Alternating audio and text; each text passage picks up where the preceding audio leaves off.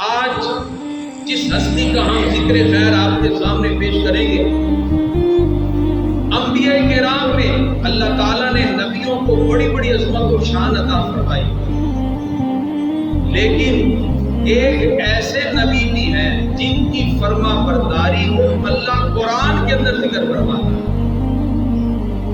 جنہوں نے رب کے ہر حکم پر اپنی زمین نیاز کو چکا دیا، جن کا درہ امتیاز ہے، ان کے بعد اللہ نے نبوت کا منصب انہیں کی نسل میں جاری ہوتا ہے۔ میری مراد جد الانبیاء جناب حضرت ابراہیم خلیل اللہ علیہ السلام کی ذات والا صفات۔ اللہ تعالیٰ قرآن مجید فرقان حمید میں ارشاد فرماتا ہے، وَإِذِ ابْتَلَىٰ إِبْرَاهِيمَ رَبُّهُ بِكَلِمَاتٍ فَأَتَمَّهُنَّ۔ اللہ فرماتا ہے اور جب ابراہیم کو اس کے رب نے بہت سی باتوں میں آزمایا، آزمائشوں میں ڈالا، فَأَتَمَّهُنَّ، انہوں نے ہر بات کو پورا کر دیا، ہر آزمائش میں پورا اترے، ہر امتحان میں پورا اترے، ہر ابتلا پر اپنی زمین نیاز کو چکا کر تصدیق و رضا کا ایسا پیکر بنے، اللہ بھی ان کی فرما برداری کی پوریاں قرآن میں ذکر۔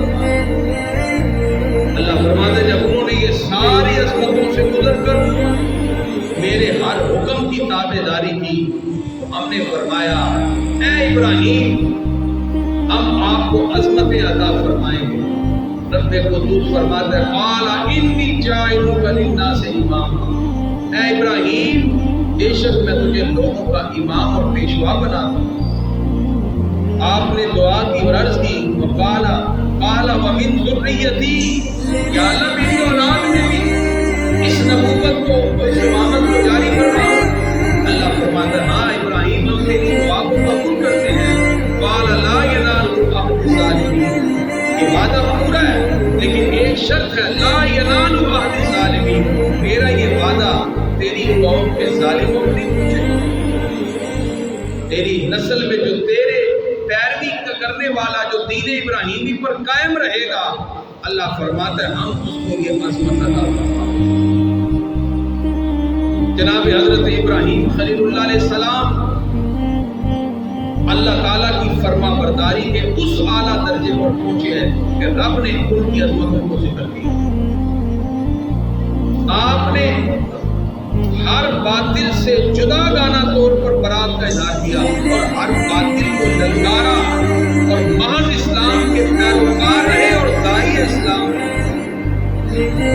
حضرت ابراہیم علیہ السلام کی ولادت نمرود نے کہا جو بچہ پیدا ہو قتل کر دو۔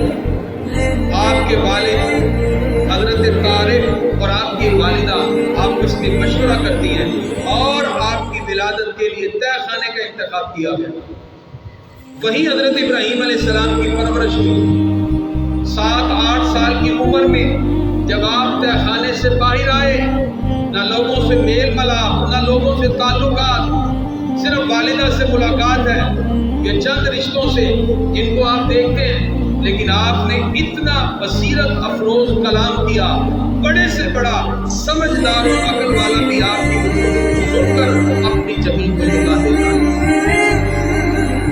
آپ نے ان سے کلام دیا اور اپنی قوم سے کہا تم سورج کو خدا سمجھتے ہو، یہ تو ڈوب جاتا ہے، تم چاند کو خدا سمجھتے ہو، وہ چھپ جاتا ہے، جو ڈوب جائے اور چھپ جائے وہ کبھی خدا نہیں ہوتا۔ پتہ چلا ہم میں سے ہر ایک شخص اپنی عقل کو شعور دینے کے لیے کسی ادارے، کسی ماحول، کسی تہذیب، کسی ثقافت، کسی کلچر اور کسی پیرامیٹر اور کسی تعلیم کے پروسیس سے گزر کر پھر یہ شعور حاصل کرتا ہے، لیکن اللہ کے نبی اور رب کے پیارے بندے وہ ہیں، اللہ ان کو ان سب سے مبرہ کر کے اپنی طرف سے خاص علم کی دولت عطا فرما دیتا ہے، شعور و ادراک کی کیفیت عطا فرما دیتا ہے۔ ہم اپنی عقل کو شعور و ادراک دینے کے لیے کسی ادارے کے محتاج ہیں، کسی سوچ کے محتاج ہیں، کسی تہذیب اور کسی کلچر اور ثقافت کے محتاج ہیں، کسی قوم کو سگلائز کرنے کے لیے ان کے ادارے تعلیمی اداروں کو پروموٹ کیا جاتا ہے، ان کو ایک سلیبس دیا جاتا ہے جس میں طلباء کی صلاحیتوں کو نکھارا جاتا ہے، ان کی سوچ کی پرووک کرنے کے لیے ڈیولپمنٹ کی جاتی ہے۔ لیکن اللہ کے نبی جو ہیں وہ دنیا کے کسی تہذیب و ثقافت و کلچر کے اثر کو قبول نہیں کرتے، اللہ ان کو علم کی دولت اپنی پاس سے عطا فرما دیتا۔ ابراہیم علیہ السلام کو بصارت کی کمال دی، اللہ فرماتا ہے وَكَذَلِكَ نُرِي إِبْرَاهِيمَ مَلَكُوتَ السَّمَاوَاتِ وَالْأَرْضِ، اور میں ہم نے اسی طرح ابراہیم علیہ السلام کو زمین و آسمان کی ساری چھپی چیزیں دکھا دی، ملکوت السماوات والارض انہوں نے دیکھ لیے۔ بصارت کی کمال اور بصیرت اتنی کمال کہ آپ نے کلام کرتے ہوئے اپنے سامنے قوم سے کہا اے میرے چچا، آپ کے چچا آزر بتگر تھے، بت بناتے تھے، آپ نے فرمایا میرے چچا آزر تو بھی گمراہ ہے، تیری قوم بھی گمراہ ہے، اور تنے تنہا آپ نے آواز حق کو بلند کیا اور باطل کے سامنے ڈٹ گئے۔ قوم نے بڑی بڑی باتیں کی، ہم نے باپ دادا کو اس پہ دیکھا ہے، اور میں وہ سارے کے سارے گمراہی پر تھے، حق وہی ہے جو رب نے میرے سینے کی طرف گرامی قدرات۔ اس میں سب سے بنیادی بات یہ ہے کہ بندہ مومن کو اللہ پر یقین کامل ہونا چاہیے اور اپنے ایمان اور ایمان میں کبھی بھی متزلزل نہیں ہونا چاہیے۔ یہ جملہ پھر ریپیٹ کرتا ہوں، مومن کو اپنے ایمان میں اور اپنے یقین میں کبھی ڈاواڈول نہیں ہونا چاہیے، کبھی ڈاؤٹ میں نہیں آنا چاہیے، کبھی متزلزل نہیں ہونا چاہیے۔ آج یورپ کا سب سے بڑا ہم پر حملہ یہ ہے کہ مسلمانوں کو ان کو فکری اعتقادی طور پر کمزور کر دو، ان کا رب کی ذات سے یقین اٹھا دو، اور اس کے پیچھے اتنی بڑی سازش ہوئی کہ آپ کی سوچ بھی وہاں تک نہیں جا سکتی۔ آج جرمنی میں بیٹھ کر لاکھوں لوگ ایک اسٹیڈیم میں فٹ بال کا میچ دیکھ رہے ہیں، لاکھوں لوگ ساتھ ساتھ بیٹھے ہوئے ہیں، لیکن بیت اللہ شریف کے اندر آپ طواف کے لیے داخل نہیں ہو سکتے۔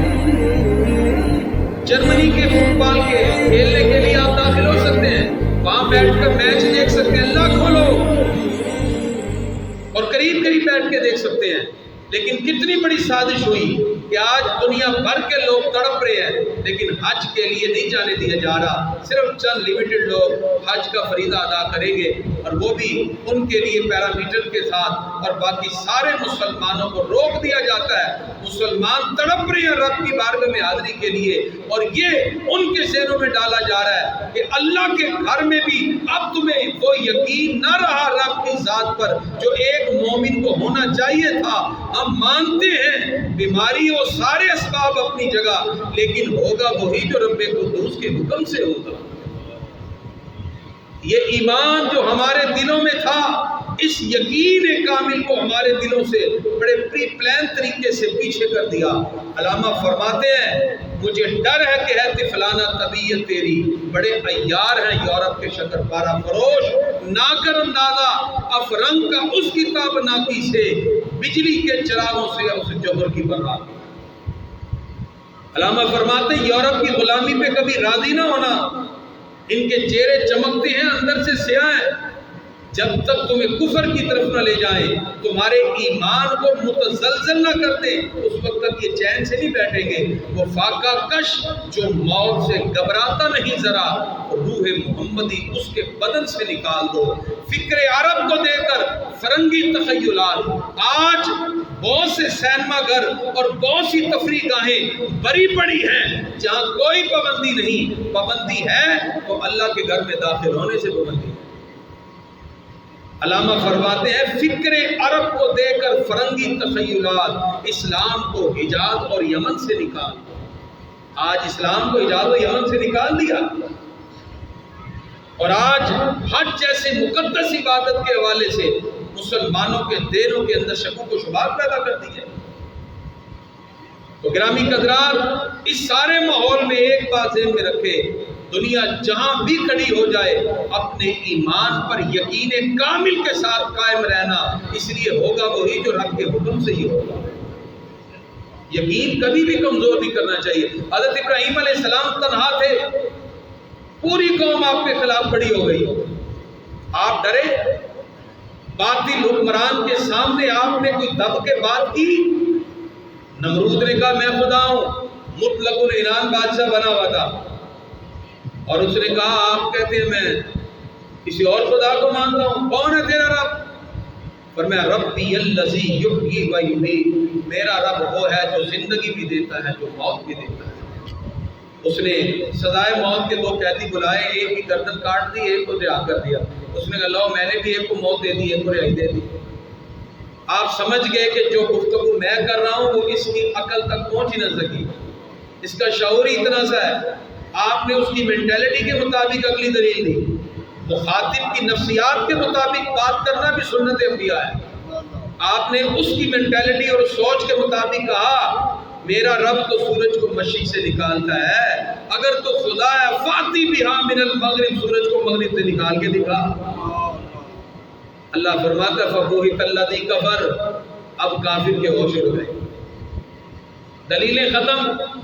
اب نمرود کے پاس کوئی بات تھی نہیں، پتا چلا جن کے پاس دلیلیں ختم ہو جائیں پھر وہ لوگوں کو جیلوں میں بھیجتے ہیں۔ جن کے پاس دلیلیں ختم ہو جائیں وہ کہاں بھیجتے ہیں؟ بات کریں، جیلوں میں بھیجتے ہیں۔ اور جس کے پاس دلیل ہو وہ ٹیبل ٹاک کرتا ہے، آؤ بیٹھ کے بات کرو۔ ابراہیم علیہ السلام کے سامنے جب نمرود کو کوئی جواب نہ آیا اس نے کہا جیل میں بھیج دو۔ کہاں بھیج دو جی؟ جیل میں بھیج دو۔ یہ شروع سے چلتا ہے کام، جب دلیلیں ختم ہو جائیں تو جیلوں میں بھیجا جاتا ہے، اور جو حق کی صدا کو بلند کرتے ہیں وہ کہتے ہیں آؤ ہم سے بات کرو۔ حضرت امام موسیٰ کاظم کی میں نے بات کی، آپ حکمران کے خلاف ڈٹ گئے، انہوں نے کہا جیل میں بھیج دو۔ ایک بار، دو بار، تین بار آپ نے جیلوں کی صحبتیں برداشت کی، لیکن خاندان رسالت مآب کے خون کا یہ خوبصورت یہ تصور اور علامتی نقشہ ہے کہ وہ کبھی بھی جھکتے نہیں ہیں، وہ جب بھی بات کرتے سینہ تان کے بات کرتے ہیں۔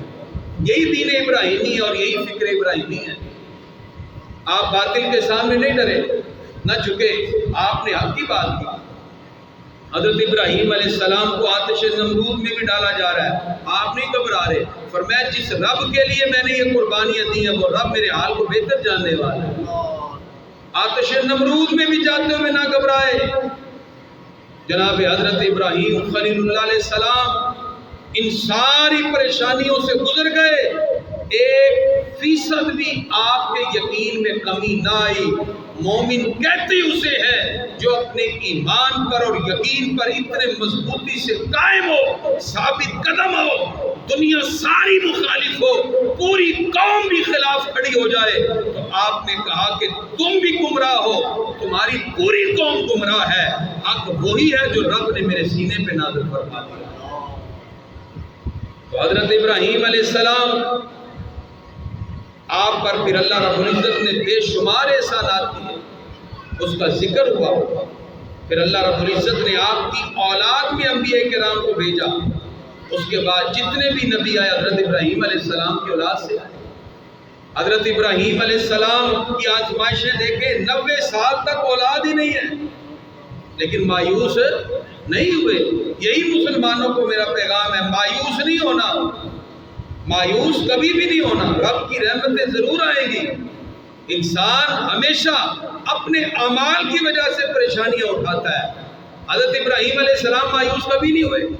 90 سال میں اسماعیل علیہ السلام کی پیدائش ہوئی ایک روایت کے مطابق، اور جب حضرت اسحاق علیہ السلام پیدا ہوئے اس وقت آپ کی عمر 120 سال تھی۔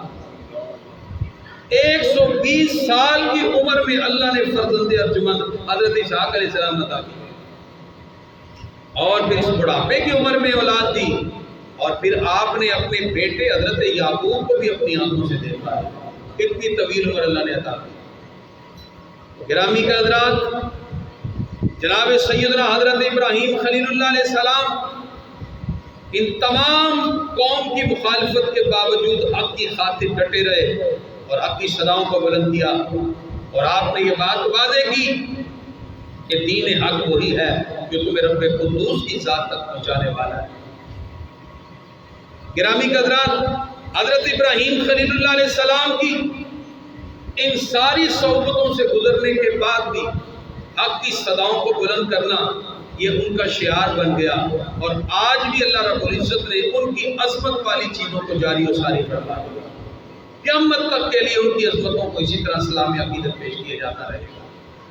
تو حضرت ابراہیم خلیل اللہ علیہ السلام کی سنت اور آپ کا طریقہ امت مسلمہ کے لیے پیغام ہے کہ انسان حق کی صداؤں کے لیے ہمیشہ ڈٹا رہے اور باطل فکروں کے سامنے کبھی بھی نہ جھکے۔